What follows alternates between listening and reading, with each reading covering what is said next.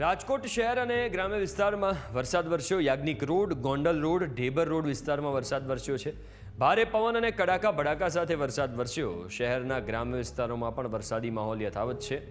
આ ઉપરાંત રાજકોટ ગ્રામ્યમાં ઉપલેટાના પાનેલી, હરિયાસણ, કોલકી, ખારિયારામાં પણ વરસાદ વરસ્યો છે। વધુ વિગતો સાથે સંવાદદાતા ઋષિ ફોનલાઈન ઉપર જોડાયા છે। ઋષિ, અનેક વિસ્તારોમાં રાજકોટના વરસાદ વરસી રહ્યો છે। અત્યારે કેવો માહોલ છે, કારણ કે હજુ પણ આગામી કેટલાક દિવસો વરસાદની આગાહી છે? ઋષિ, દિવસભર રાજકોટ સહિત સમગ્ર જિલ્લામાં ભારે બફારા બાદ આજે બપોર બાદ વરસાદ વરસ્યો હતો। ખાસ રાજકોટ જિલ્લામાં અવિરત વરસાદ વરસી રહ્યો છે।